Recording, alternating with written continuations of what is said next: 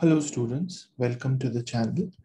In today's video, we'll do the writing section of the October 16, 2019 PSAT. So let's begin. Passage 1, Planting the Delta Blues. As the Mississippi dust settled on dockery farms on Saturday evenings in the early 1900s, hundreds would cross a one-lane bridge to hear the blues. So here we have options in which evenings has an apostrophe, and then there are options in which it doesn't. So you don't need an apostrophe in evenings because it's not possessive here, right? I'm talking about does settling on Saturday evenings. So there is no apostrophe required. And in fact, the only option that does not have an apostrophe is option C. Similarly, you don't need an apostrophe with hundreds because hundreds describes the number of people that would cross the bridge. So this also is not possessive. So the best answer here is option C. Hundreds would cross a one-lane bridge to hear the blues. There, bluesmen played and sang in a repurposed home they called the Frolicking House. Once a week, the furniture was placed outdoors to make room for the burgeoning crowd, and wall-sized mirrors reflected coal oil lanterns, setting the house aglow and irradiating the way for stragglers.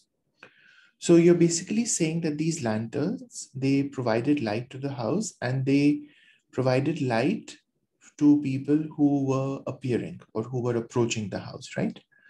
So the best response, the best answer for providing light to the way would be illuminating, right? To illuminate is to provide light to something. Irradiating would not fit the context because that I think is more suitable for a physics context when we are talking about radiation. Illustrate does not have the connotation of light. To illustrate is to show something as an example, and elucidate is to expand on a topic. So that also does not have a reference to light. So B is the best answer, illuminating the way for stragglers. For anyone who could pay a 25-cent fee, there was space inside next to the musicians who sometimes played until dawn. So began the Delta Blues, an influential style of music that originated among the African-American farmhands of the Delta region of Northwest Mississippi and was characterized by uneven rhyme schemes, moaning vocals, and mixes of sung and spoken passages. Now you want to use a word which is formal, which indicates that, this was a kind of music that gained popularity, that led ultimately to it's being followed in other parts of the country. So on point, awesome, and top notch. They don't really convey that sense of formality that you need to say that this music was popular, this music reached a certain level, and so influential. The way it's written is a good option because that's to say that it exerted influence on other composers, on other musical styles. Dockery Farms, a 40-square-mile farming community with about 3,000 residents in its heyday, fell into decline after the introduction of the mechanical cotton picker in 1944. So just reading this, you can see that it sounds off because it has nothing to do with the music that the passage talks about. And this question is asking me to convey a central idea of the passage. So let's just read a little bit more before we come to this question. It was the home base of, among others, blues pioneer Charlie Patton, whose family had moved to the farm in search of work in about 1900. At Dockery, Patton met Henry Sloan, about whom little is known except that he taught Patton to play guitar. While that changed, so he taught Patton to play guitar, which would change both Patton's life and American music, right? Because the fact that he taught Patton to play guitar, that was instrumental in transforming not only Patton's life, but American music. So for 5, we would go with C. So that it ended up changing, that doesn't make sense. It's too long. And it says the same thing as option C, right? And until a change came to, again, that's not a good way to represent the fact that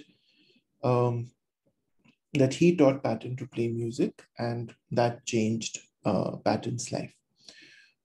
Okay, so Dockery Farms was the epicenter of this music. Originally included post offices, picnic grounds, and elementary schools. Was bought by William Dockery with a gift from his grandmother. So it's very clearly B, right? Because the whole point of the passage is to describe Dockery blues, and the fact that Dockery Farm was where it originated makes good sense here. Patton, who soon was making enough from his performances to call himself a professional musician, suffered from a heart condition. Which choice effectively introduces the list of examples. So let's read. He spun his guitar while playing and slapped the body of the instrument for rhythmic effect. He even perfected startling tricks like playing behind his head and plucking the strings with his teeth to the delight of listeners. So the fact that he may have suffered from a heart condition has no bearing, has no relevance to what is said next. Patton gave guitar lessons to Howling Wolf, another blues musician. Again, that's not relevant. So these two options are out. Had a brother who fought in the World War, not relevant. Astonished crowds with his inventive guitar work. That's exactly what the next line is saying, that he did things to his guitar that were unexpected, that were new. So he astonished crowds with his guitar work. He spun his guitar while playing and slapped the body of the instrument for rhythmic effect. He even perfected startling tricks. Now, the way it's written looks good because I have two independent clauses and I have put a semicolon between them. So I like A already. B is not good because if I wanted to say and, I should have put a comma before that as per fanboys. But does not make sense in the context. Both the sentences are saying similar things, so there is no contrast there. And a comma without fanboys would be a comma splice. So this is also wrong. The best answer is option A. His songs, first recorded in 1929, could be about anything from love affairs to floods to an insect. The cotton-eating boll weevil, immortalized in Patton's Mississippi Boll Weevil Blues. Patton and other bluesmen like Tommy Johnson and Son House traveled around Mississippi, playing at dance halls and parties, spreading their distinctive style and affecting stories across the eastern United States. Now we're looking at question 8, right? Which choice most clearly connects the information in the previous sentence to the information immediately after the underlined sentence, right? So we know that he was inventive with his guitar, but the next line talks about the range of topics that he brought out in his music. So obviously the way it's written is not a good answer because the fact that they were first recorded in 1929 has no bearing on what has been said before and what is said later. Such antics framed stories told in song that were often mournful but were sometimes humorous as well, about anything from love affairs. Okay, so B we'll keep for now. Let's see if B works. Other blues musicians such as Billy Brown were influenced. So this obviously switches the focus to somebody else. So this is not correct. Patton, who would one day be banished from Dockery Farms. Okay, so that doesn't make sense also. We are moving from the antics on his guitar to the content of his songs. So B is the best answer. Okay, in question 9, I have to choose the correct pronoun. And here I'm talking about Patton and other bluesmen. So it has to be their distinctive style, plural. So that is option C. As more and more African Americans moved northward in the 1920s, many Delta musicians were drawn to Chicago in search of day jobs in factories and audiences at night.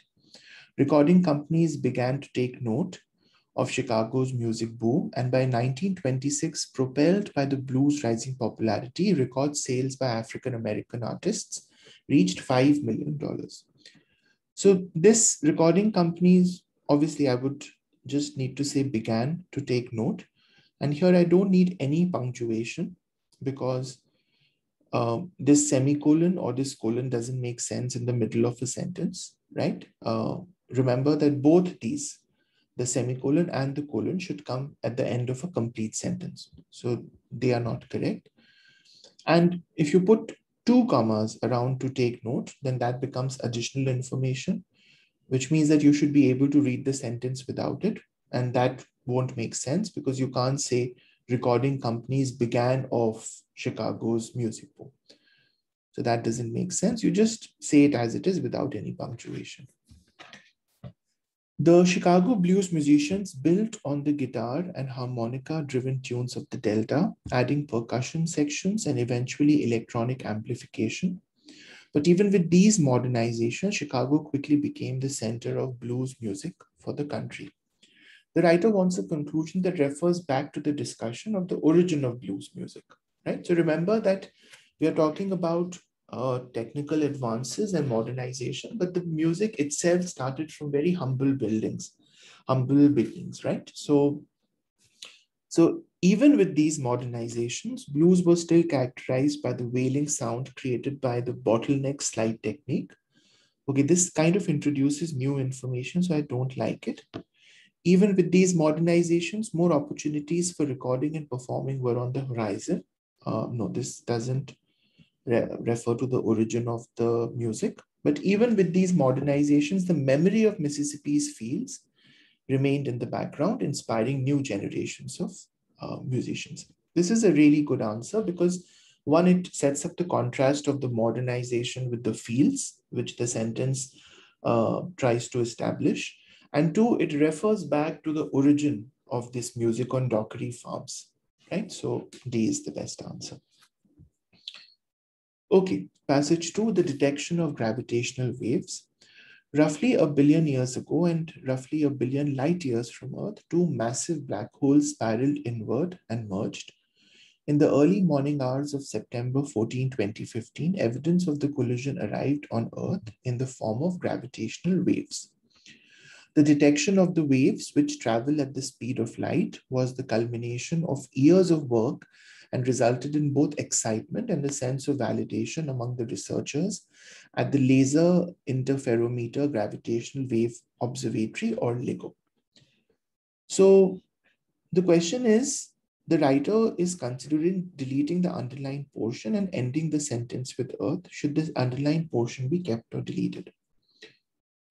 Now, if I say, let's say I don't say this, right? If I kind of remove this, and if I just say in the early morning hours of September 14, 2015, evidence of the collision arrived on Earth, the detection of the waves. So it kind of jumps, right? It kind of doesn't fit with the next sentence because I haven't spoken about the waves, what waves, which waves, why were they detected, right? So I definitely want to keep it, right? I don't want to delete it because it provides a good sort of introduction to the next sentence. Now kept because it introduces a key term in the passage, gravitational wave, which sets up the information that follows. So that's definitely a good point. Kept because it helps the reader understand the relationship between gravitational waves and gravity. That's not correct because in this line, the relationship between the two is not explored. Right? So A is the best answer. Okay, this is the signal that we wanted to see from the beginning of this whole quest, said physicist Rainer Weiss, inventor of the measuring technique used by LIGO. Now, again, I have commas sprinkled in the options. I don't want to put a pair of commas because that would make Rainer Weiss additional information, and he's not. He's the person who invented the measuring technique, right? But I do want a comma after Weiss because I'm explaining he is the inventor, right? So I need to choose an option which has a comma after Weiss, but not before Rainer, right? So said physicist Rainer Weiss, comma, inventor of the measuring technique. So the answer is C. It also proved something Albert Einstein had hypothesized almost 100 years earlier. Which choice provides the best transition from the previous paragraph? So let's read this. In 1916, thinking about the acceleration of massive objects through what he termed space-time the so-called fabric of the universe, combining the three dimensions of space with time. Einstein, okay, so before we do 14, let's look at 15. Thinking about the acceleration of massive objects through what he termed. So the subject here has to be Einstein, not Einstein's conclusion, because the modifier refers to Einstein. Einstein concluded that the motion of the objects would create ripples, right? So remember that when you have a modifier, the subject of the sentence should be the noun that the modifier refers to. So it's not Einstein's conclusion, it's not the objects, it's not the motions. Einstein concluded that the motion of the objects would create ripples or waves in space-time. Unfortunately, the gravitational waves Einstein predicted were so faint that he feared they would never be detected. Was so faint that he feared, right? That's the best answer.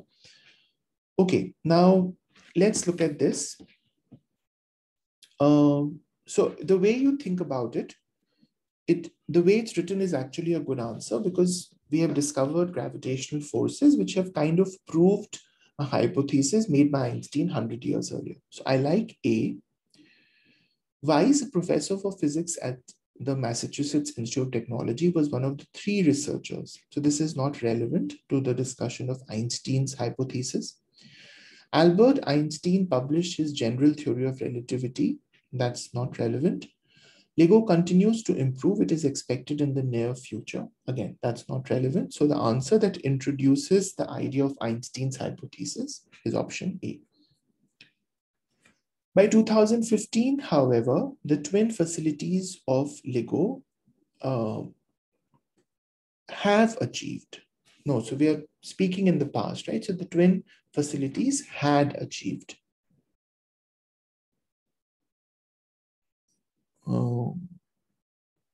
Okay, wait, when are we talking? Are we talking in the past, or when is this? In the early morning hours of 2015. Okay. By 2015, yeah, so by 2015, the twin facilities had achieved, right? Because that's when they were able to, so had achieved. By 2015, the twin facilities of LEGO had achieved a level of sensitivity that would allow Einstein's ideas about gravitational waves to be tested empirically. Each of these two L-shaped laboratory observatories, one located in Louisiana and one in Washington state, consists of two 2.5-mile long tubes set at a 90-degree angle. Laser beams travel down each tube through a nearly perfect vacuum and are reflected by mirrors, right? And are reflected by mirrors to detectors where the tubes meet. If I want to say they are reflected, I would have to put a semicolon or a full stop after vacuum. Being is just wrong. It doesn't convey what we are trying to say, right? Okay.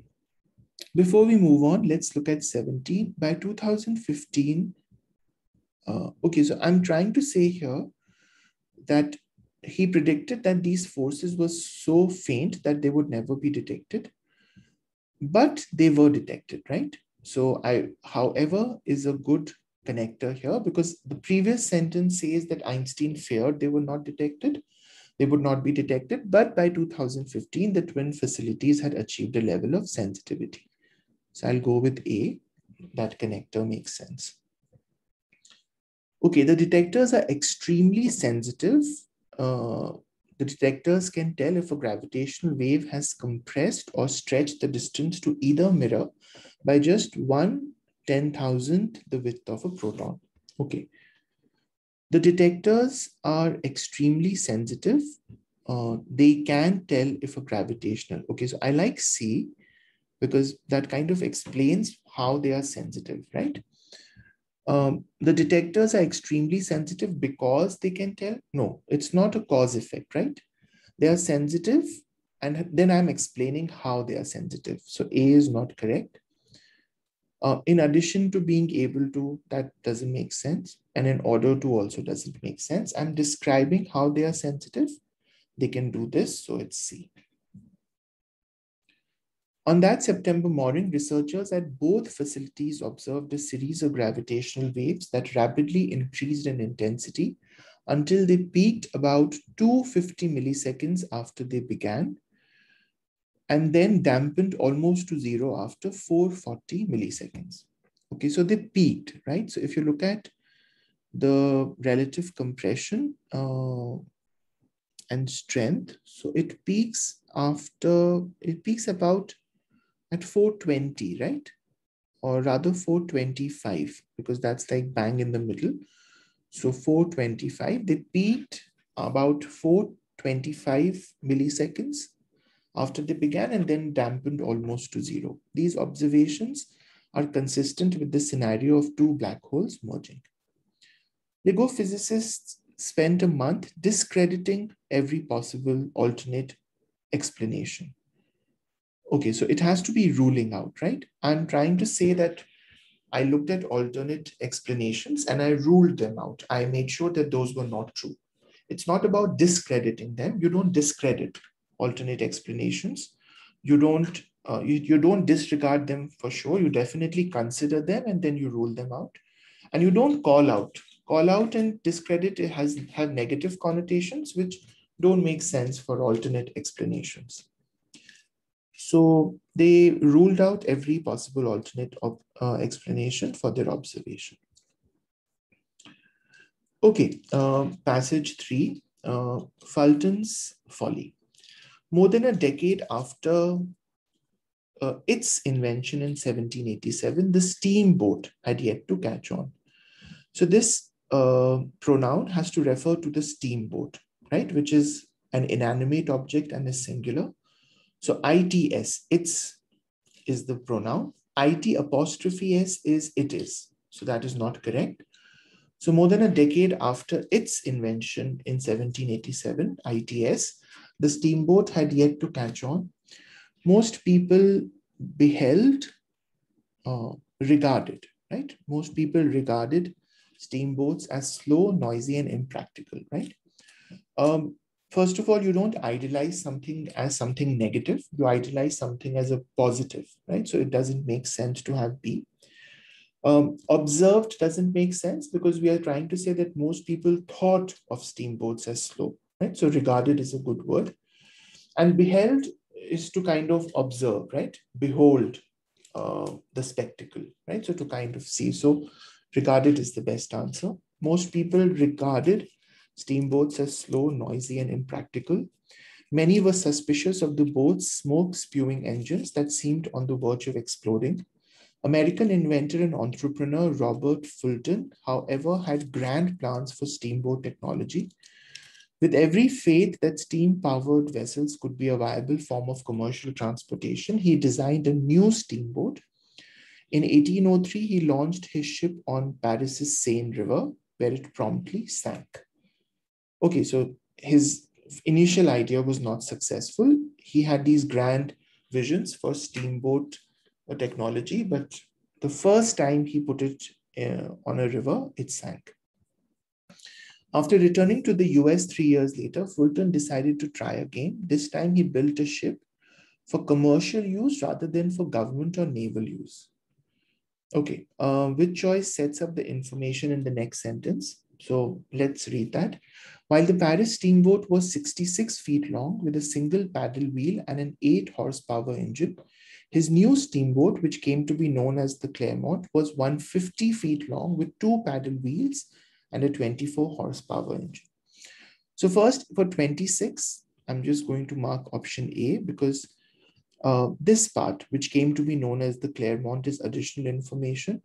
So I can put additional information between a pair of commas or between a pair of dashes. Here, I already have a dash starting this information, so I have to close it with a dash as well, right? So no change. Now, he improved upon the steamboat with his this new ship that he built, right? So it has nothing to do with commercial or government use. He built a ship that would attract even more attention. That's not relevant. He built a ship that would be improved upon further in future years. No.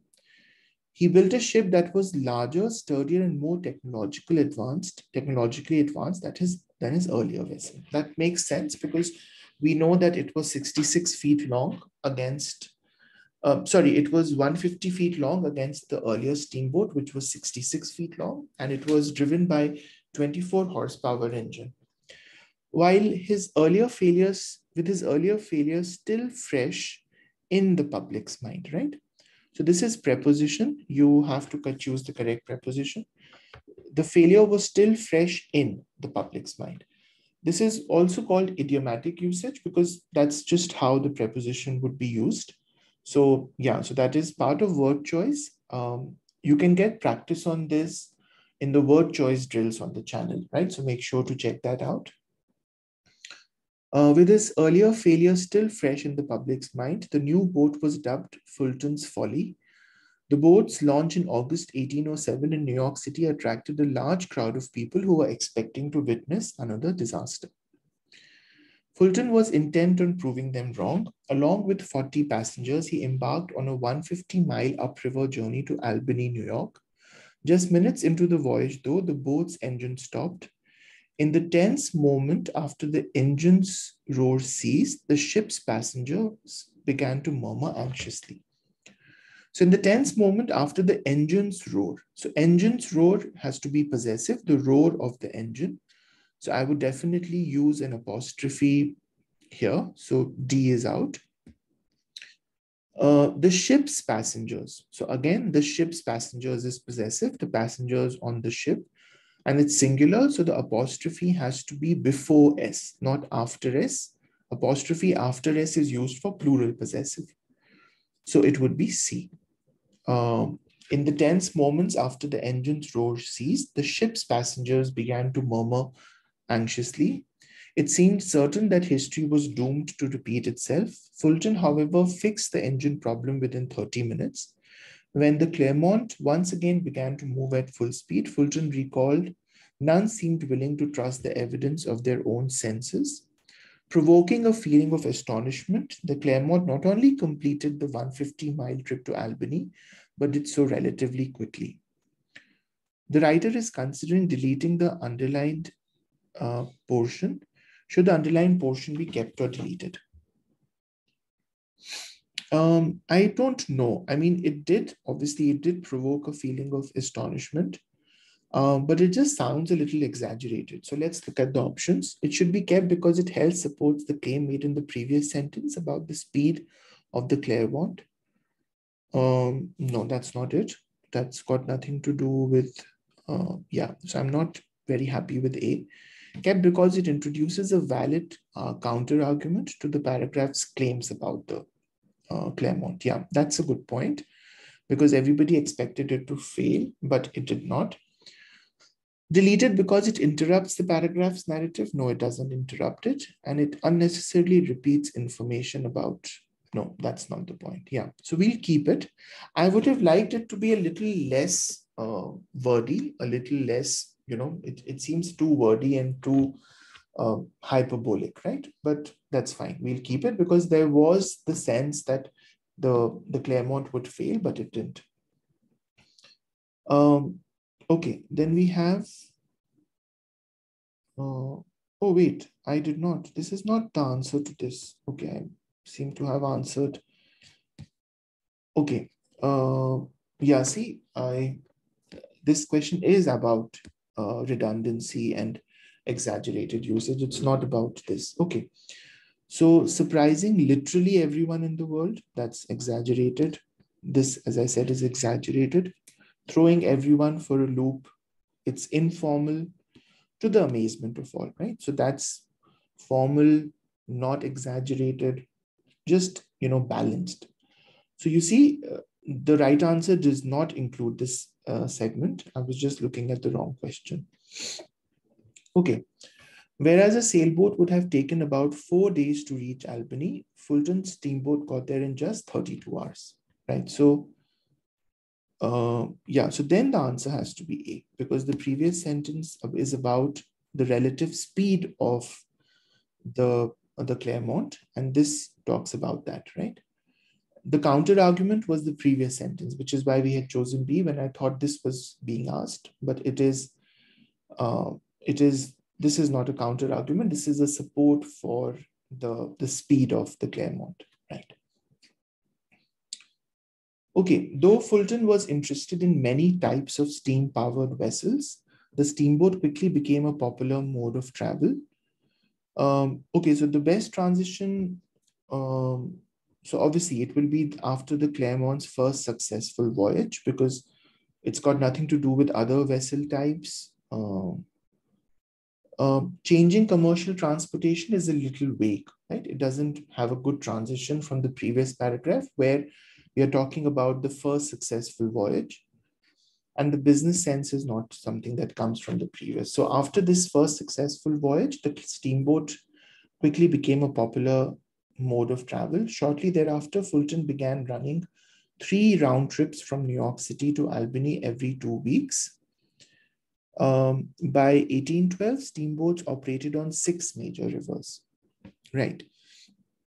So I would say and by 1812, right? So you're trying to join 2 independent sentences. So a comma plus a fanboys would make sense. Shortly thereafter, he began running 3 round trips, and by 1812, steamboats operated, right? So that's correct. Connecting different parts of the country, steamboats made it possible for people to travel greater distances in less time. Nevertheless, they enabled manufacturers to transport goods such as crops, lumber, and coal more efficiently. So obviously, nevertheless and however don't make sense because these are contrasting connectors, and the next line is supporting this sentence, right? It made possible for people to travel greater distances. For example, right? This is an example of how they enabled manufacturers. Oh, it's not an example. It's a new piece of information. Sorry. So it's moreover, right? It's not an example. It's saying that people traveled faster, and also, in addition, moreover, steamboats enable manufacturers. So that gives a business argument. So that's definitely C. Okay, passage 4, nutritionists licensed to practice. Nutrition science examines the health effects of food and dietary supplements. Professionals who work in this field are often referred to as nutritionists, but in fact, the term has no legal definition and does not represent any specific training. The titles of registered dietitian and certified nutrition specialist, on the other hand, are legally regulated in the US, right? So you're in the first line, you're saying that the title nutritionist, that term does not have any legal basis in the US, but titles like registered dietitian and certified nutrition specialist do. So you need a contrast, right? So on the other hand conveys that. Nonetheless is when you're trying to kind of present a situation where you are saying that it is still a contrast, but it kind of indicates a compromise or kind of indicates that something will happen despite obstacles, right? So I'm really tired out after a long days of work. Nonetheless, I'll make it to the party. So the first part gives you all the problems, but then I'll still come, right? So it kind of, the contrast is indicated like that with nonetheless. But here we are talking about one professional title not having legal recognition, but others having. So I'm comparing 2 different things, right? So it's on the other hand. Right. Indeed is to kind of, emphasize something. And at any rate is to kind of, say that, I'll give you an example. When you're trying to say that there are many factors to consider, but still something good can come out of it. So for example, I'll try to finish the project in time, but I'm not sure if I can. At any rate, I'll definitely finish it by tomorrow, right? So you're trying to say that I want to finish the project on time today, but I'm not sure. But if it doesn't happen, I'll try. But if it doesn't happen, I'll definitely give it to you tomorrow. So that also indicates a sense of compromise also, but again, the context is different. Because they represent rigorous standards, those who wish to, so they here is these titles, right? So obviously I don't want to use a pronoun because it's better to be more specific when there are so many subjects and so many nouns in the previous sentence. So because these titles represent rigorous standards, those who wish to pursue careers in nutrition science will find that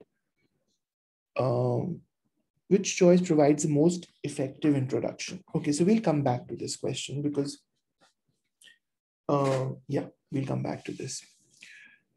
RD and CNS certifications grant access to nutrition science jobs that have broad impact.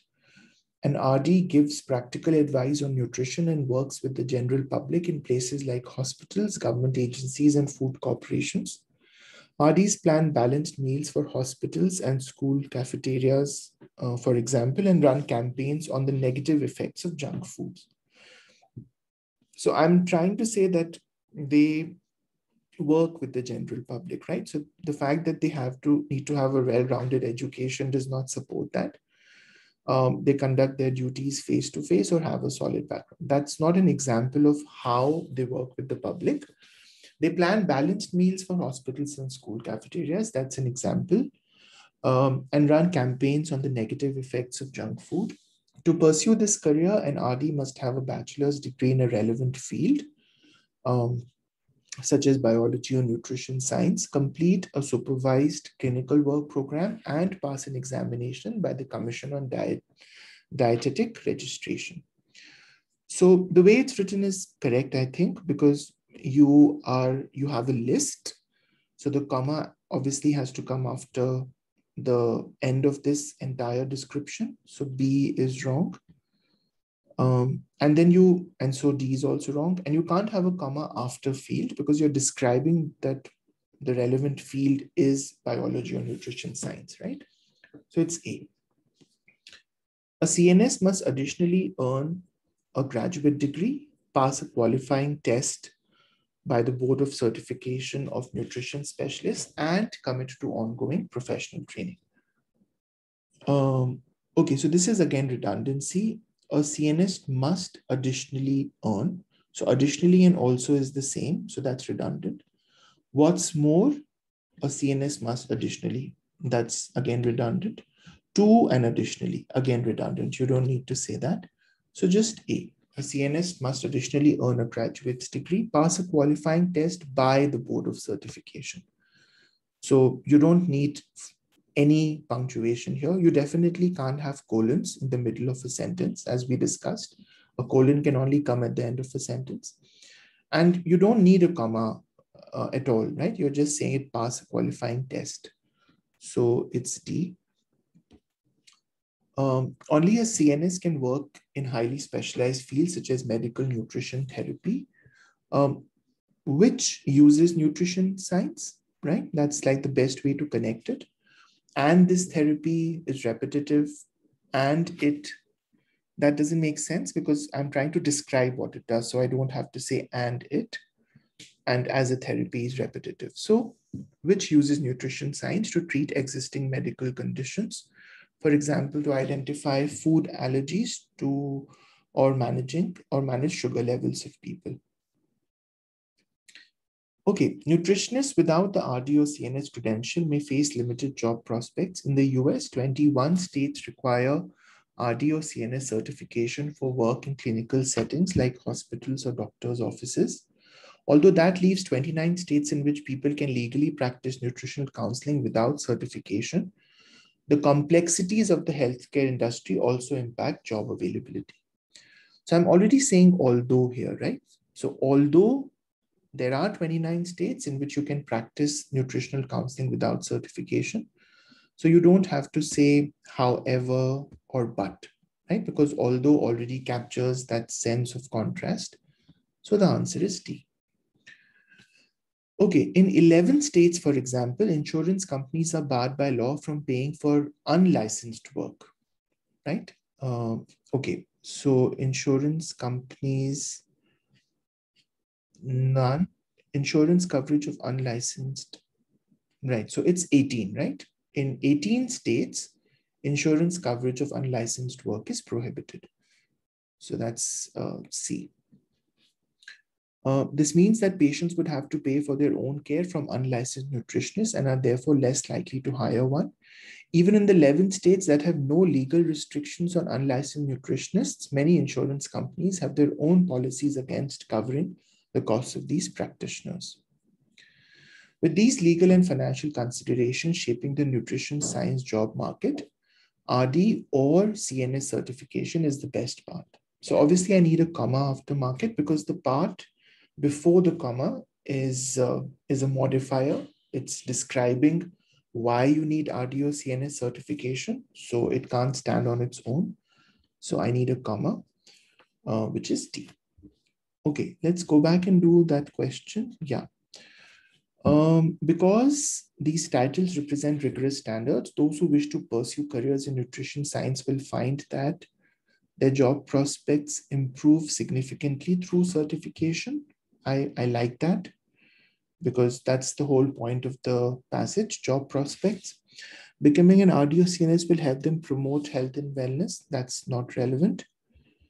The certification process will depend on their individual goals. That's not relevant. Working in this field is both challenging and rewarding. No, that's not relevant because we're not talking about how working in this field is looked upon by those who practice this, right? That's not the focus of the passage. The focus of the passage is on job prospects, and job prospects improve with these rigorous standards, right? So B is a good answer. Okay, so that was the writing set. Let's grade it now. I'll just, yeah, I have the answer key with me here. Okay, so C, B, A, B, C, C, B, A, B, C, D, A, B, C, D, D, A, B, C, D, D, A, C, A, B, D, A, C, A, B.